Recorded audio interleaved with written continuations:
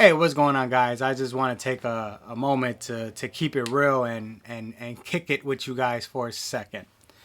So, if we're being 100% honest, right? Videos that are doing extremely well right now on YouTube concerning our union are referring to contract talk, contract language, raises, contract ratification,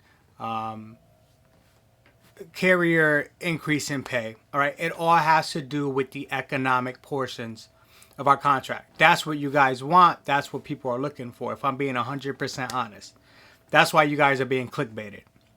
100%. Okay. The reason that I'm making this video is because after the contract settles, once all the dust settles, okay, what is going to happen? And guys, I'm being 100% honest. I love the support you guys give me. I love how you guys saw me pop out of nowhere and you're out here liking my videos, offering comments. But if I'm being 100% honest, after the contract is either one, ratified by the membership, or two, the negotiated contract is settled through arbitration, one thing is going to happen. Okay. And what's going to happen is the status quo, the state of the union will be business as usual. And that's 100% honest. Okay. There are going to be carriers who are extremely upset right now in this moment because it's been 18 months, 458 days. People counted from the day that negotiations begin, which was 90 days before our contract expired. Whatever the number is, people are upset right now. Okay? And they have this energy and they have the right to be upset. Okay? The problem is they are not transmitting this energy into a productive avenue to voice their opinions. Okay? So what's going to happen is people are upset now. They're going to be upset when we get a contract, whether the contract is a good contract or a bad contract. The union will go back to business. The state of the union will go back to business. Okay. So what I'm saying is right now there's a lot of noise. And since there's a lot of noise, there's a lot of heat and there's a lot of attention on this subject. However, if I was a union business agent or a union national president, I would say, you know what? Let them talk. It's going to get real quiet real soon. Okay. And that real soon can be after the ratification of a contract. But then they're going to forget. Okay. Because that's how any political movement is silenced or deadened, if that makes sense. Okay.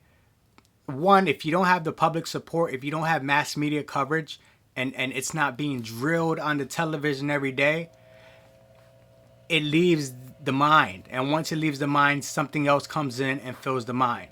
Okay? So what I'm getting at is, yes, us being rattled up right now because we don't have a contract is important. However, we have to follow up. Okay? We have to be realistic that this may not be a very economically satisfying contract for us. And if that is the case, we have to understand that the changing of a process takes time. It's a process. Okay. A simple analogy is when politics in the nation are going awful, when things are falling apart, we tend to blame it on the President of the United States of America. Okay. When election time comes, we go and we vote for the opposition party of who held this seat as the President of the United States of America, right? You guys are with me? The problem with that logic is politics are trickled down, okay? It's a pyramid. It's a reverse pyramid, but it's a pyramid, okay? We think power comes from the top down, but in reality, politics starts at the local level. Riddle me this. How many of you guys listening to me right now, I know I lost 80% of my viewership and I haven't even gotten into the video. But you guys that are still with me, okay, you guys are the people that may still be around after the dust settles. So these are the people I'm really talking to. So how many of you guys actually participate in your local elections?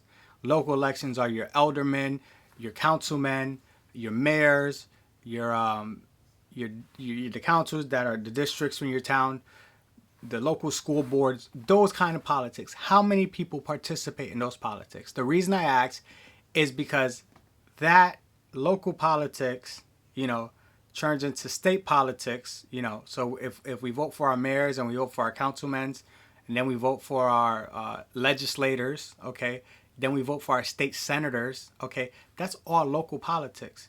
And then from the state, we vote for our governor, who is the leader of the executive branch of the state. And then the governor elects two candidates where we vote for, but those candidates could be endorsed by the governor of his party, of the leading party of the state, which are two senators who then go to Washington to represent the state that you come from. And now those two senators, along with senators from all around the country, make up the House of Representatives and the United States Senate, which are the two top legislative branches in our government. And from there comes a line of succession to the president. So the president has all of this trickling down. Okay, he has the power to lead the army, and he has the power when it comes to international treaties. But as the local state issues and federal issues and everything like that, the president has to rely on the Congress, who is voted on by the people. And it all starts on the lower level. So I say that to say the process to change is a process, and it takes time. So if you're unhappy right now with the current state of the union, if you feel like we're going to be lowballed in this contract negotiation, if we come out with an offer that is not in our favor and we have to blindly accept it through arbitration, whatever the case may be, at the end of the day, there's going to be a contract. At the end of the day, there's going to be people that vote for it blindly because they always vote that way. There's going to be people that don't vote at all. And then there's going to be people that are voting against because they're against it. Okay? That's going to happen. A contract is going to come. It has to come, no matter what. The point is, what do we do after that? Okay? So if you're still here at 7-minute mark, now I know that you are one of the people that I'm speaking to. You're the people that I make these videos for. Okay? You're going to be the movers and the shakers. You're going to be the new leaders. You're going to be the representatives. You're going to be the one that people are going to vote for.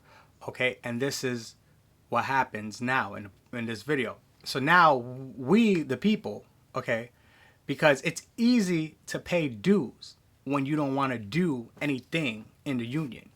I paid my dues. Union rep, you have to represent me because I am a union paying dues member. That's the easiest thing in the world. For $38, I'm protected. For $38, I get a 13% increase in my pay every year. I get COLAs. For $38, I get a protection. They can't fire me. For $38, I don't have to come to work. And guess what? You can't fire me, Mr. Manager. Why? Because my union rep is coming to see you.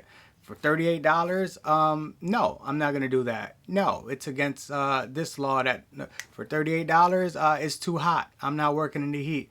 For $38, no. There's no water. For $38, you get that. Okay? So, I went on a little rant. I'm sorry. But for the people that don't want to do the work in the union, they pay their dues. Okay? If you don't want to pay dues, that's fine. There's a whole process of how to get out of paying union dues. And if you're a religious body person, a religious type person, you can also donate your dues in lieu of paying them. You can donate them to a non-religious organization. There's ways to do that. Research, now that I shared it with you. But the point is, those who want to change things, you change things from the beginning, from the beginning, right? What I mean is from the lower levels. You change things at the local branch. Okay, one of the hardest things is going to be to try to speak your piece amongst your own brothers and sisters in your office. Because when there's no contract and there's a lot of animosity and bad taste in the mouth towards national leadership, people are rah, rah, rah, let's do this, let's do that. Okay, but once the dust settles and everything goes back to business as usual, people are a little more discreet and more in their little bubbles. Like, okay, I just need to focus. I need to do my job. I need to go home. I need to do this, right? And so the hardest thing will be is to get these same people that were riled up a month ago to stand up for a change. Okay. And now when I say change, this is going to be you or a person that wants to make a change stepping up for some type of position. Okay. The first position that comes to mind to most people is stepping up to be a shop steward or alternate steward, and that gets you into the door. Now, at that position, you're going to be fighting for people. You're going to be the person that says, I paid my $38 for my union steward. That's you. You're the union steward. Okay. Now, that is a very, what's the word I'm looking for? It's a job without praise. It's a job that you do because you love. It's overwhelming. It's very stressful. And a lot of union stewards get burnt out because of that very fact. You're representing a whole lot of people and protecting their rights, and you feel like anytime something goes wrong, they blame you. You never get the praise. Okay. But that gets you in the door. So what that does is get you to go to the meetings, because you can't you can't become a union steward if you don't go to meetings. So before you even do that, even if you want to be a person to make a change, you just start going to meetings, start listening to the kind of logo, start getting a feel for what happens at these meetings. Okay, you become a union steward. You start doing good work. You start defending people. You start winning discipline. You start to get noticed. And that's the thing about the union, okay? The way the union is structured, you get rewarded for the good work and years and years and years of you putting in your service. And so people feel like, well, I've done all this and now they offer me a position over here. I'm going to take it. And then in the long run, that's what destroys a union, because we have people up top that's been there for years. But that's not what I'm trying to say. What I'm trying to say is, if we get good-minded people in it, if we start off fresh, if we get new executive branches and local branches, okay, you get new stewards at the local of the local level inside the installations, but then inside the union hall, okay, that's the change I'm talking about. So now inside the union hall, when elections come, okay, this is the important part. This is how the change happens. So by you being an effective union steward and you saving your people's backs more and more times, you encourage them to come to the meetings, because you say, listen, guys, if you appreciate what I do for you guys, I'm thinking of stepping into this role over here at the union hall. And if you guys could support me, come out to vote on this night, I really appreciate it. So by doing for the people do for you. And now the people have trust in you. So they elect you to a position within the union hall. See what I'm going? Now the change is about to come. Okay. But along with you, you're not going to be the only person. Hopefully you have other people like-minded in different installations, different shop stewards that are doing amazing things for their people. And now those people have trust in that shop steward, and they're in the same branch as you. So now they're electing 2 people onto the council. You know what I'm saying? Then there's a third person. Now we got 3 people on the council. Okay, so now we got 2 trustees, we got a secretary, we got the treasurer, we got the VP, you know, we got the sergeant at arms. All of those people are like-minded on the same accord as us. We support each other. We're fighting for the same things. And before you know it, the whole board, the whole executive council in your branch are people like you, who are thinking like you. Okay, so now change is about to happen, because now those shop stewards have the influence of the people that they protect at the branch level.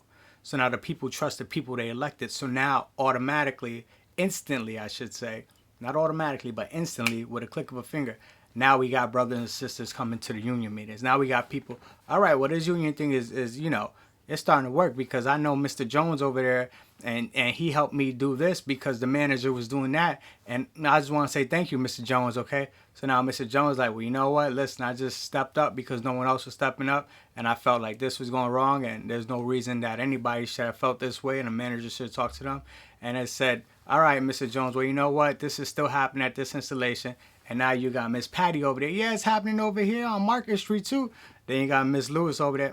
It's happening on Broad Street. Okay, now your membership is speaking.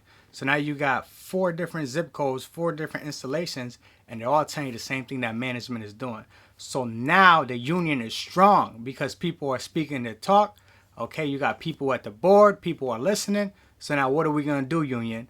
Now someone says, I'd like to make a motion. And then it said, all right, we'll hear your motion, right? And it said, I motion XYZ to ABC. And someone says, I second it. Okay, all right, all right. So now the president says, all right, there's a motion on the floor. We got to follow the motion. The motion was second. All right, who wants to speak on it? Well, yeah, this manager did this to me, and she was there and she saw it. Well, you know what? That happened in my office too. Yep. Okay, all right, all right. Everyone spoke about it. Anyone got anything to say against it? Then you get someone say, well, management's just doing their job and they got to do their job because you guys are a whole bunch of kids and someone got to babysit you. Anyone else got anything else bad to say about it? All right. Then you say the next move will be, are we going to make a move? Are we going to vote on anything tonight? And then we say, yeah, I like to make a motion to vote on XYZ to ABC. All in favor? Aye. All opposed? Aye. The majority has it. Now you've made your first move to change. Okay? Now whether it got tabled for new business or whether it got settled at that night, you just made a change in your local union branch. Okay, now that's going to be acted upon. Now the people that you just entrusted your faith into for an issue that everyone agreed that needed to be resolved, now you're going to have your branch president and your executive council is going to tell the stewards, all right, stewards, when you go into work tomorrow, I need you guys to start investigations on this, that. Bam. Now you got power again. Okay? And the more and more times this happens, you have an effective union. Okay? So that's how the change happens. The change just doesn't happen because, oh, we didn't get the contract and whatever. We didn't get this, we didn't get that. So now when you have an effective branch like that, you guys know that, okay, if I got a problem, I go down there. Well, you know what? What about what happened in the contract? You know? So now Miss Patty says, yeah, that wasn't fair. So Miss Lewis says, that wasn't fair. And then Miss Margaret says, that isn't fair. All right, so what do you want to do about it? He said, well, I make a motion to change the way that they operate over there at National. All right, well, what do you want to change? Well, I was doing some research and I think that, you know, the way that the president has this certain power and he is allowed to do this without having someone see him do it. And if he says it, it's all right. All right, anyone? Yeah, I second that. I think we should change that too. All right, so does anyone oppose it? Well, all right. So what do you want to do? Well, okay, and then someone will say, well, I think that maybe we should table this discussion and maybe we should come up with the exact article that was violated or the exact article that we would like to amend before we send this over to National. And I think that maybe we should offer an amendment to a resolution. Okay, all right. Well, we'll table it and then say, well, I'd like to make another motion. What's the motion? I'd like to make a motion to make a resolution to the Constitution. All right, anyone second? Okay, now we got some business coming. So he said, oh, yeah, well, you know what? Let's table that too. Let's send this out to everybody in our branch and see if we could get a bigger consensus on this. You know what? All right, let's push this to the third business meeting of next month, and we're gonna send a letter out in the mail. And then we got a resolution getting sent to the next national convention. And that's how the things change. I'm sorry I try to reenact it. But that's it, guys. Like, we have to be a union again. It's not just fighting about, oh, I was 2 minutes late and he's always on my case, like the manager's always doing that. That's part of it. That's the shop steward. But don't forget, the shop steward needs your support, and you support him down at the branch. You know what I mean? Then you elect him to a position, or you ask someone to nominate you. Okay, because all it takes is for you to be nominated for anything, and if you got the people to vote for you, you do. So, you know, that's the process. And then eventually your local branch becomes delegates. When they go to the next convention, they present their resolution, and if enough people, enough delegates, enough branches in the country feel the same way against the resolution, then the resolution gets passed, aka open bargaining. Okay, but it all starts on the shop floor. Okay, it starts with the people. If the people don't trust you and the people don't believe what you say is true, they're not going to vote. They're not going to change. They're not going to go to meetings. Guys, this is just like me trying to put everything in 20 minutes. Okay, it's bigger than that. Don't get me wrong. But this is just the reality that once the dust settles, business is going to go back to usual. unless we start to change things. Anyway, guys, I know I've been out here for 20 minutes. It's been too long. I will be back tomorrow. If you guys like this video and stood this long, just let me know.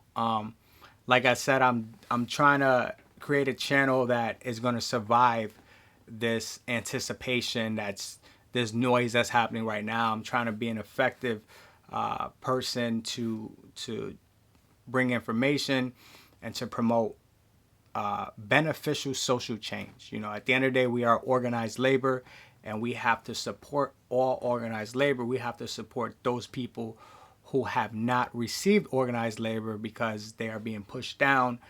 Those who want to be unionized, we got to be out there and fight for them. And the best way to show unionization works is by having the NLAC being the greatest union in this country. All right, guys. Anyways, until next time, I'll be here. You'll be there. Peace.